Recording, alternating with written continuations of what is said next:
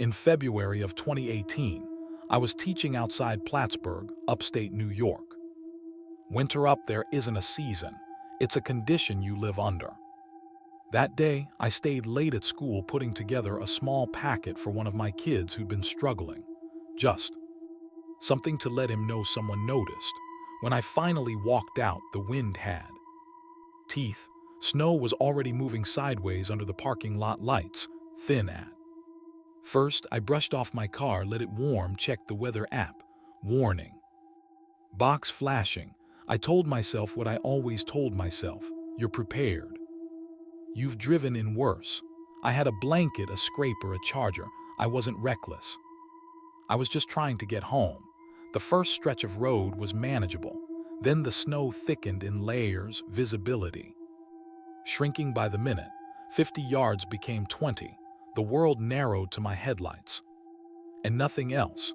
I slowed, both hands tight on the wheel, repeating calm. Instructions in my head like I was talking to a student. Then the road disappeared under my tires. Not a crash. Just a slide. The front end drifted right and settled into a shallow ditch with a soft final give.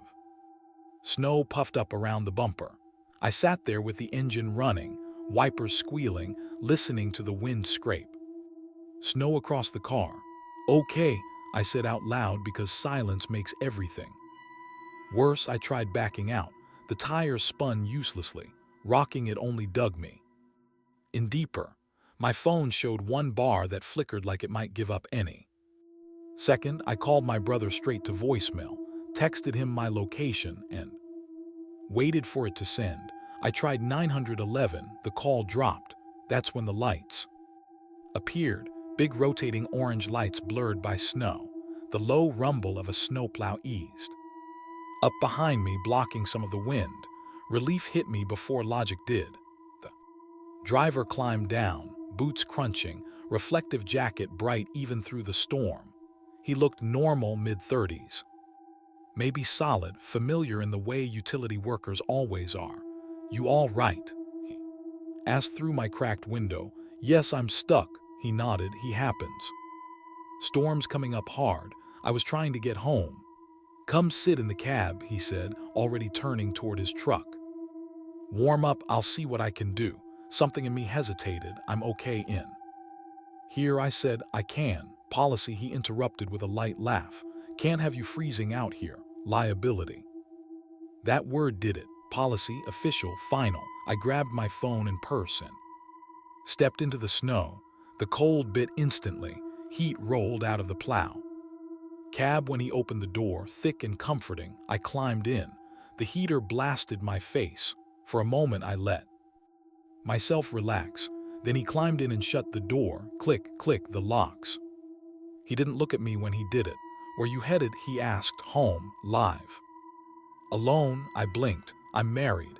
He looked at my hand like he expected proof. Husband waiting. Yes, what do you do? I teach elementary. He smiled at that. Slow, that's nice.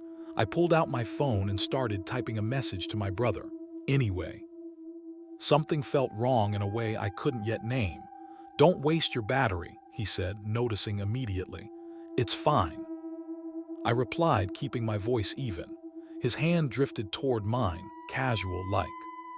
He was going to point at something. I pulled my phone back. You nervous? He asked. I want to get home. Storms make people jumpy, he said, makes you feel trapped. The way he said trapped landed wrong. My eyes dropped to the dashboard, searching for something grounding. That's when I saw the air horn button. Big, obvious, within reach. I shifted. Slightly calm on the outside. I work with kids, I said. They test limits all day. He watched me now. If you don't unlock the door, I continued. I'm going to hold that air horn down until someone comes, and someone will. A plow horn and a white out isn't subtle. For the first time, his expression changed. You're dramatic, he said. I'm alive. Another beat. Then, annoyed, he unlocked the doors. I didn't rush. I thanked him like the interaction was over, climbed down into the snow and moved away from the cab. He dropped the plow blade and drove off without helping. Lights swallowed almost immediately by white. I waited, shaking now, not from the cold but from understanding what almost happened. When 911 finally connected, I told them. I felt unsafe. I didn't say more than that. What had he technically done? Locked doors, asked questions, reached. Help came later. A real tow truck, a normal man who stayed by his vehicle and spoke through my window. When I got home, I stood in my entryway, listening to the quiet. People ask why I got in the plow, because it looked like help, because it had lights and a uniform and the word policy, because Winter trains you to accept help quickly. But he didn't want to help. He wanted me inside something I couldn't leave. I was a senior at CSU in Fort Collins in January of 2021, which meant I was tired. In a quiet, constant way. Not dramatic exhaustion, just the kind that makes your brain feel a half step behind your body. That night, I closed at my part-time job. Nothing unusual. People lingering longer than they should because snow somehow makes everyone indecisive. By the time I clocked out, the storm had already settled in for real. Big flakes. Heavy and clean. The kind that don't drift so much as fall straight down and erase things as they go. I drove home. Slow. When I turned into my apartment complex, it looked unreal. Street lights glowing through the snow, cars buried to their windows, everything muted and still. Snow has a way of making the world feel empty, even when you know it isn't. I parked near Building C, pulled my hat down, zipped my coat to my chin and stepped out. My boots crunched loudly on the fresh snow. I put my headphones in but kept the volume low. Winter hides sounds. I've always known that. The walk to my building wasn't long, maybe a minute. I remember thinking about getting inside, peeling off wet layers, letting my brain shut off, but then I noticed footprints. At first I assumed they were mine from earlier, but they weren't. They were too crisp, too close.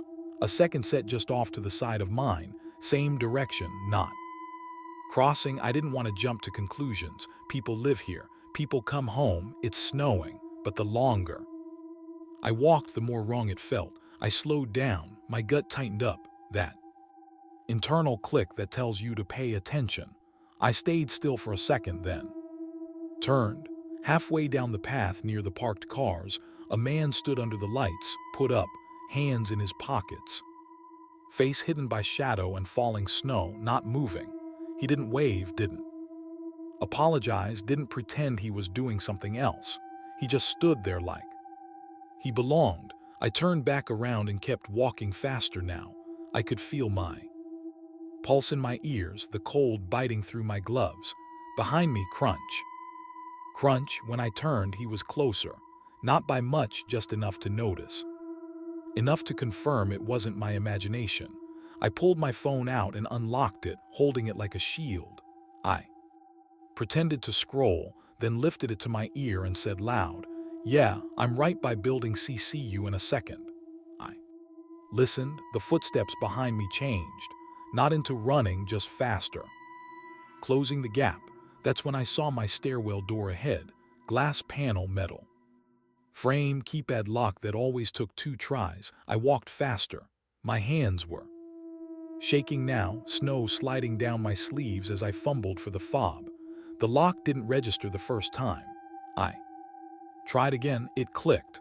I yanked the door open and slipped inside, reaching back to shove it shut. The closer moved too slowly, like it didn't understand urgency. A second later, he hit it. The glass rattled in the frame hard enough that I flinched back, full force, pounding over and over, angry in a way that felt personal. I ran up the stairs, nearly slipping, and ducked into the hallway. I dropped to the floor, back against the wall, phone clutched to my chest like it might disappear. I called campus security out of habit. Wrong move. They told me to call 911, so I did. While I was on the phone, I crawled to the hallway window and peeked out, staying low. The stairwell light was still on. The door was still there. He wasn't gone. The snow was fresh enough that every step showed, but I couldn't find a clean trail that made sense. Just drifts, shadows, places. Where wind had already softened the surface, it felt like the storm had swallowed him on purpose. The officer arrived a few minutes later. He walked the path, shined his flashlight, asked what the man looked like. I hated that I couldn't give him much. Hood dark. Clothes average build. The most unsettling part wasn't his appearance. It was how deliberate he'd been, how he stayed far enough away to deny intent, then closed in the moment I pretended I wasn't alone. They said they'd patrol the area. I went inside, locked my door, and stood in my kitchen, staring out at the snow like it had personally turned on me. For weeks after, I changed everything. Different parking spots, different routes, no headphones, phone already unlocked in my hand. I'd wait in my car until I saw someone else heading inside first, like I needed proof it was safe to exist. And the worst part was the doubt, the part of me that kept asking if I'd overreacted, if I'd turned a normal situation into something darker because snow makes everything feel eerie. Then I'd remember the sound of that door shaking under his fists. Nobody pounds on a door like that to ask for directions. I like things that make sense. That's why what happened in Rapid City in December of 2020 still doesn't sit right with me. That night, the weather was bad enough that my phone wouldn't stop buzzing. Wind warnings, white-out alerts, the kind of storm where the apps start using words like dangerous instead of inconvenient. I was home alone, which was fine by me. Blizzard nights are good excuses to stay in and not feel guilty about it. I had Netflix on, volume low. The wind kept hitting the siding in uneven bursts, sometimes hard enough to rattle the windows. The power flickered. Once not out, just enough to make the lights blink and the router reset. I got up automatically and checked the locks. Front door, back door, deadbolt chain. It wasn't fear yet. I went back to the couch. About an hour later, I heard a knock.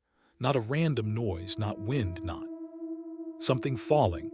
3 knocks, a pause, 2 more. It stood out immediately because storms don't knock like that. I muted the TV and listened. The wind howled, snow hissed against the windows, and then it happened again. Same pattern, calm. I moved to the front window and pulled the curtain aside just enough to look out without putting myself on display. The porch light was on, snow blowing sideways through it, and standing on my porch was a woman. She looked young. Mid-20s maybe, hood up, hair plastered to her face, shoulders tight like she was freezing. She noticed the movement behind the curtain and stepped closer to the door. "Please," she said, "can you let me in? My car broke down." I stayed behind the door and spoke through it. "Are you okay? Where's your car?" "Down the street," she said. "It won't start. I just need to warm up." That should have been simple, but something felt off immediately. I looked past her shoulder, trying to see the road. The street was empty, snow smooth and untouched. No hazard lights, no dark shape of a vehicle, no tire marks. "Okay," I said. "I'll call someone, police or a tow truck." "No," she said quickly. "No police, just let me inside." That response stuck. If you're stranded in a blizzard, you don't argue about help. You don't refuse it. I asked what kind of car she had. She didn't answer. She just repeated, "Please just let me inside." I leaned closer to the peephole and looked down at the porch. Her boots were wet. I stepped back from the door. "I can't let you in," I said, "but I'll call for help." And then her talking stopped instantly. She didn't argue, didn't plead, didn't get angry. She smiled. Her teeth were chattering, clicking faintly, but her eyes stayed locked on the door. She wasn't frantic or confused. She was focused. That's when I moved away from the entryway and grabbed my phone. I called 911 and stuck to the facts. Woman on my porch claims her car broke down. No car visible. Refusing help, insisting I open the door. The dispatcher told me officers were on the way, though response might be slow because of the storm. She told me to stay away from doors and windows and keep the line open. I killed the living room lights and stood in the hallway where I could still look toward the front without being obvious. Minutes passed. The woman stayed exactly where she was. She didn't pace, didn't stomp her feet, didn't turn sideways to block the wind. She just stood there, shoulders hunched, smiling at the door. I kept thinking, if she's freezing, why isn't she moving? Then my porch camera sent a motion alert. I opened the feed on my phone. The image was grainy but clear enough. She was right up against the door now, close enough that her breath fogged the lens, and she wasn't looking into the camera. She was looking slightly to the side toward where I was standing inside. Like she knew, I whispered to the dispatcher that she hadn't left, that she'd moved closer. The dispatcher told me officers were almost there.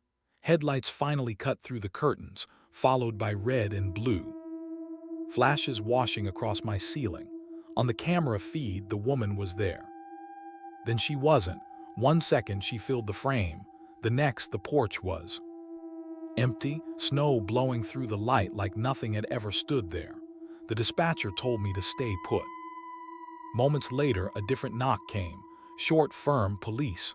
I made them say my name before opening the door. When I finally did, cold air rushed in like it had been waiting.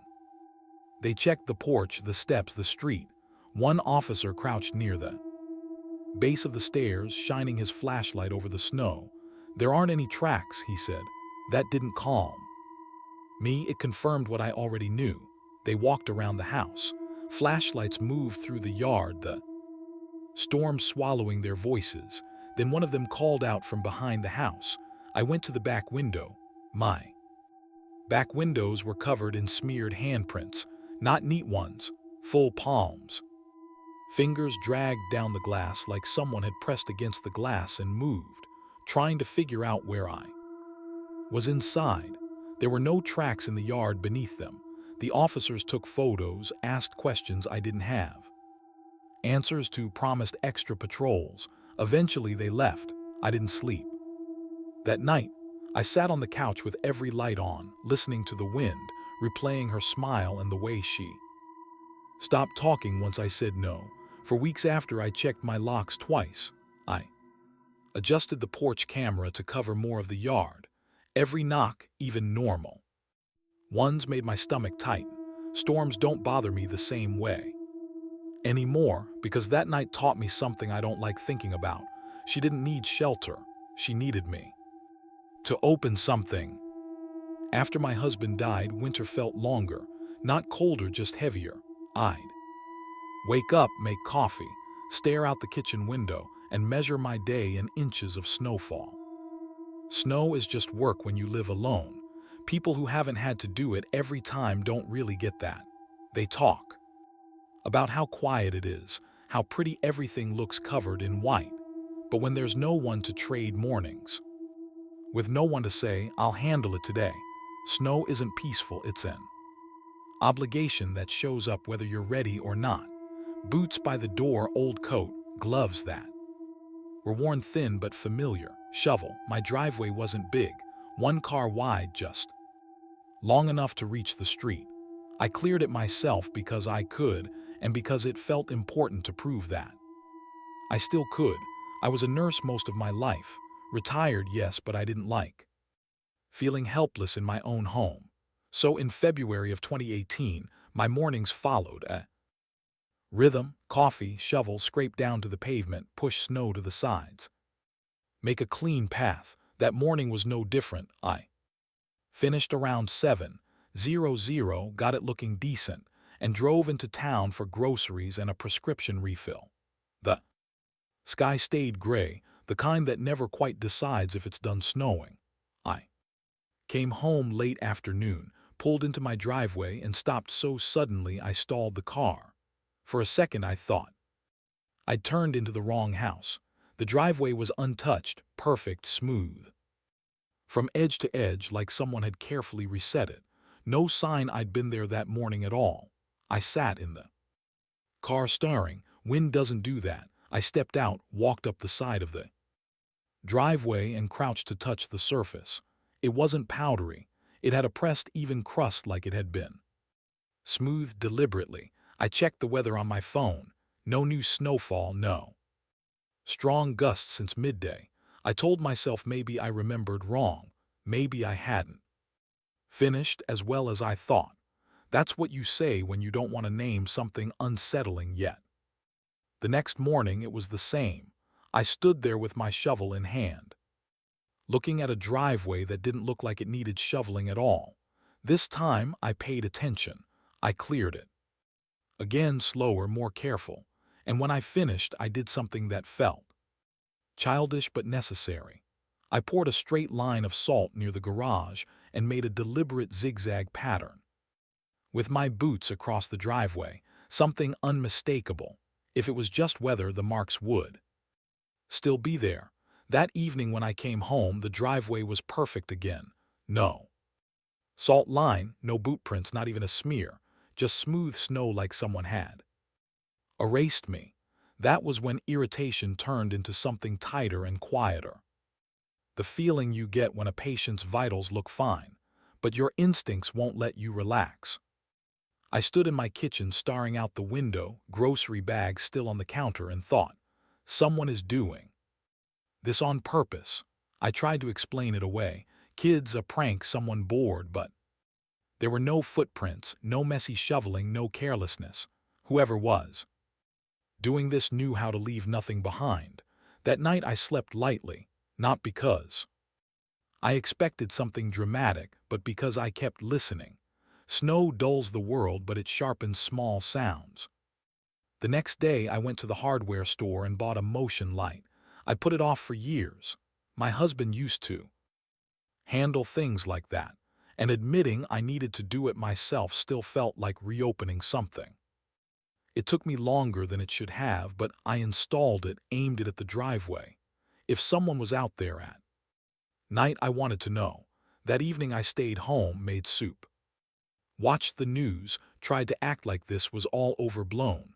Around midnight I was standing behind the front room curtain when the light snapped on, and someone was already there. That's the part I still struggle to explain. The fact that the light didn't catch someone arriving, it revealed someone standing still at the edge of my driveway just inside the beam. Tall, broad shoulders, dark coat, hood or hat pulled low. They weren't shoveling, weren't moving, just facing my house like they were studying it. They didn't flinch when the light came on, didn't shield their eyes, didn't turn away. They stood there motionless. I stayed where I was, barely breathing, phone in my hand. I didn't want to make a sound that would tell them exactly where I was inside the house.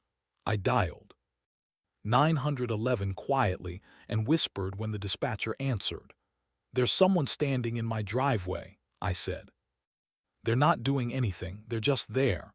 While I spoke, the figure shifted slightly, not toward the road, toward the side yard, toward the trees behind my house. Then they walked away. No hurry, no reaction, just a calm walk into the darkness beyond the light. When the police arrived, the driveway was empty.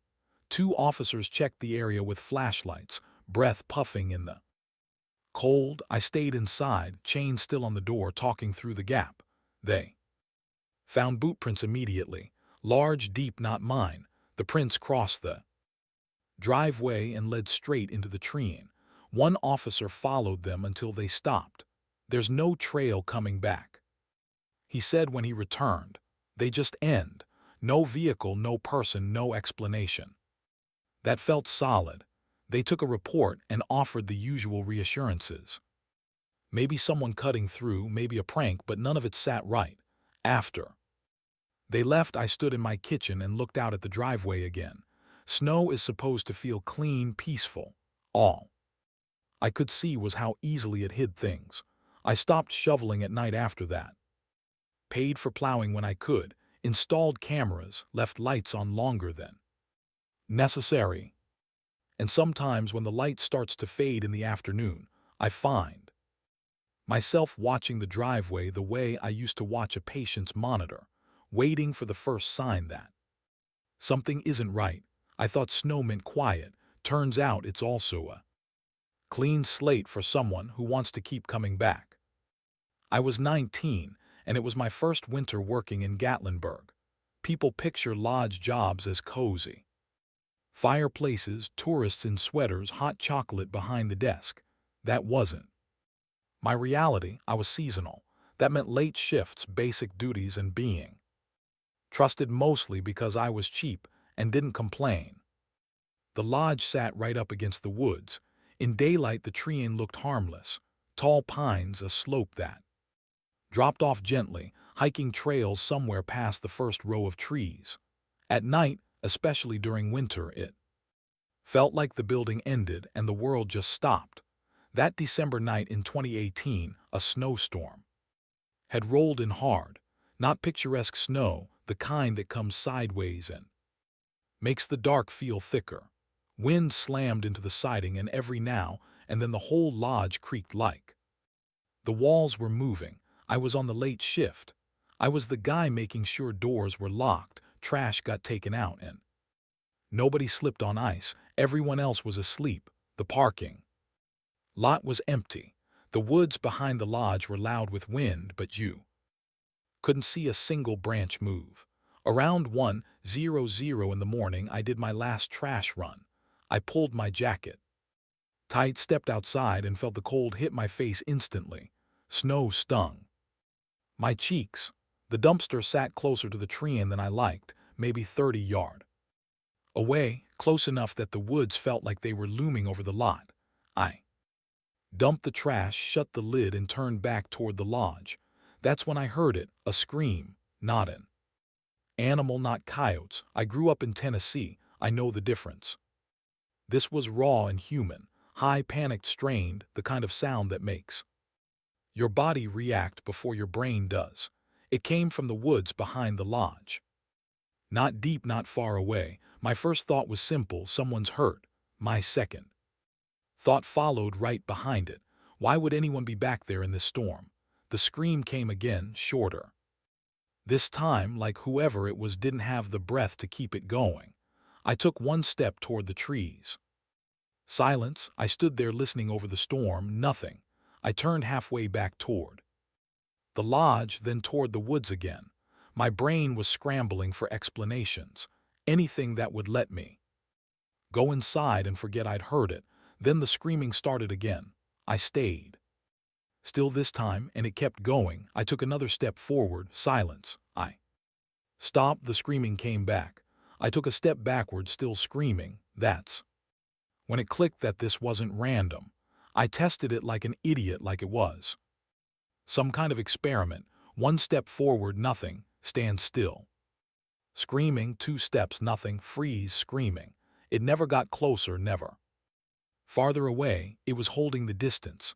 My throat felt dry, and not from the cold. I backed closer to the lodge lights and pulled my phone out with numb fingers. I called my supervisor. He answered, groggy and annoyed. I told him there was someone screaming in the woods behind the lodge. He asked if I was sure it wasn't an animal. I'm sure, I said. While I was talking, the screaming stopped again. Even though I hadn't moved, that made something twist tight in my chest. My supervisor said he'd call Mark, the overnight security guy, and told me to stay by the building. A few minutes later, Mark came outside with a flashlight and a thick jacket. My supervisor stayed inside, watching through the glass like he didn't want to commit. I pointed toward the tree and right there, but every time I move toward it, it stops. Mark raised an eyebrow, clearly skeptical. I'm not messing around, I said. He stepped forward, screaming. He stopped. Silence. He took another step. Nothing. He stood still. The screaming came back, sharp and close. Mark didn't smile anymore. He swept the flashlight across the first line of trees, but the beam just caught branches and blowing snow. Nothing moved. We're not going in there, he said. That was the first smart thing anyone said all night. My supervisor told us to lock the back door and come inside. We called non-emergency. Dispatch said they'd send someone when they could, but storm calls were stacked. The screaming never came back after that, or maybe the wind swallowed it. I Don't know. What I do know is I didn't step outside again that night. Trash could wait. Salt could wait. For the rest of my shift, I sat at the desk pretending to watch TV on mute, my eyes drifting to the back windows every few seconds. Every gust of wind made me tense like it was a knock. When my shift ended near sunrise, the storm had eased. Snow fell softly. Everything looked harmless, like the night hadn't happened at all.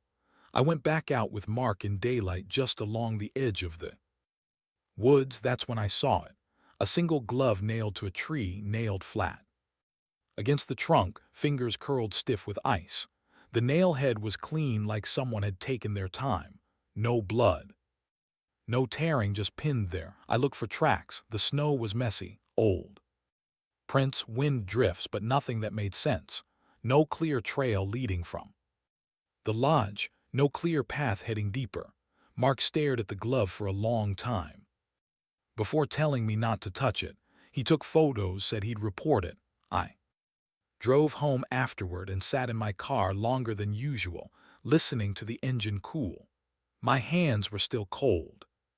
But it wasn't from the weather. I kept replaying how the screaming worked, how it only existed when I stayed still, how it shut off the second I tried to approach. Like it wanted me close, but never close enough to understand. I still don't know if it wanted help or if it wanted me alone where nobody could hear me scream back. And every winter since, when I walk near a dark tree, I notice my pace pick up without thinking, because part of me is still waiting for that sound to start again the moment I stop moving. If tonight proved one thing, it's that isolation makes everything worse. Smash that like button, subscribe so you don't miss the next nightmare, and tell me which story hit you hardest.